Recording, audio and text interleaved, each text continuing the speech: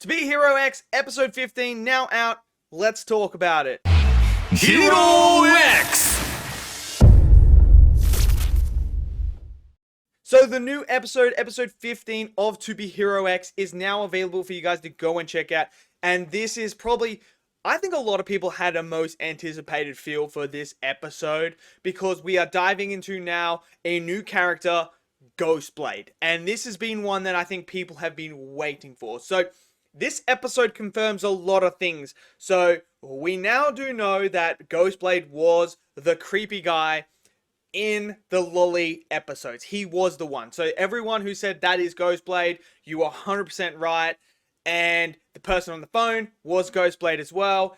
100% right. But this episode details why that is, because we get the tragedy of Ghostblade himself. So we see him as a kid, and he's someone who doesn't like to speak that much. Like, he just doesn't. And, you know, his father's a butcher, and he's going through all this stuff, and he wants to become the greatest assassin. Like, that's his whole thing. And he goes through life without actually having to say anything.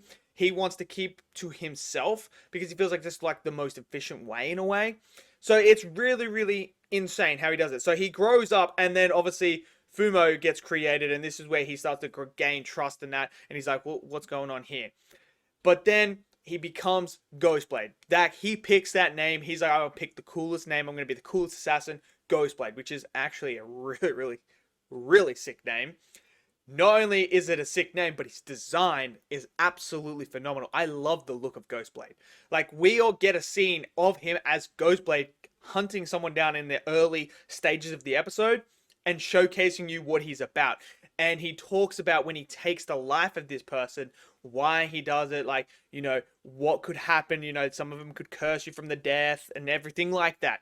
You know, they go into such detail with his ideology and how he sees things.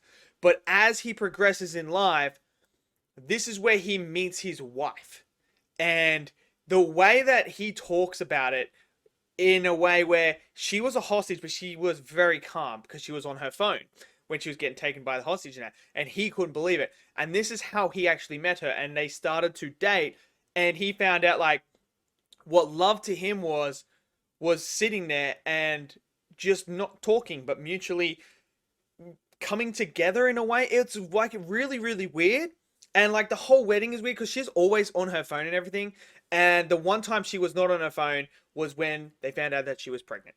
And this is where the tragedy of Ghostblade starts to come, because now his wife is like, look, we need to do something here, man. I need to change. We need to, you know, our parents are getting older. We need to spend time together and stuff. Like, we need to change our life. I'm changing. You can do it too.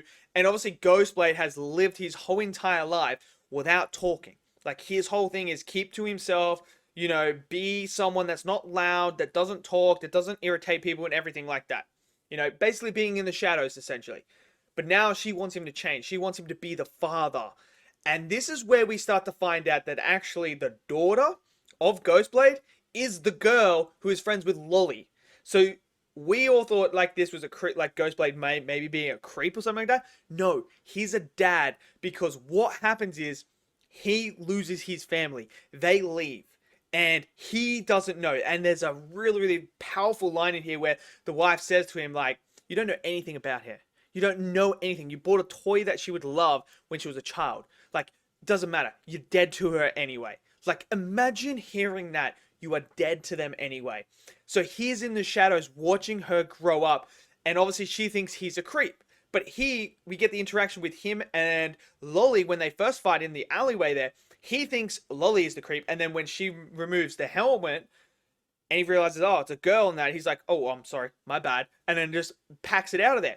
But he is trying to look out for her the whole entire time, and that's why he comes off. And because we find out the reason why he's on the phone saying nothing and just trying to say something almost and like panting and that, is because he can't actually speak because of the trust and everything, because the believers don't want him to speak. He's a silent assassin.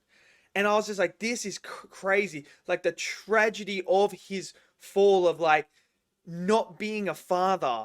It's really painful. And then you have that moment where he goes into the bedroom and he tries to let a cry out. He tries to let something out because he loves his daughter and he wants to be there for her and he can't. It is so tragic, man. It's so tragic. Like this whole entire episode, it had a few action sequences, but it was all about him.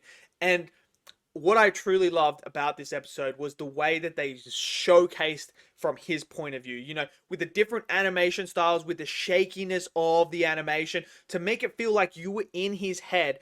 And when people are talking, when all these people are talking and stuff like that, it's like an overwhelming sensation of like colors, you know, vibrations, noise, everything. It's all this thing where you're kind of sitting there and you're like, oh man, this is just painful. And it really came across and showcased you where Ghostblade was as a character and as a person and how he truly felt and just how much he sees the world from his point of view. I thought that was phenomenal. That is such a great way because you can explain it, but the way that they did it, it's visual storytelling, and that's how it should be. Because I don't need you to tell me, oh, he's doing this, he's doing that, you know, he feels like this. No, show me it. And I think the way that they executed that, I really felt for Ghostblade. I felt, okay, I can see all the outside noise that he's trying to block out is just always constantly there. And it's just, he's such an interesting character. He truly is. And then at the end there, we obviously see him going in there and he sees his daughter there. She doesn't know him, but you can see the resemblance now, like the grayish hair. You can see it. He looks at her, she looks at him.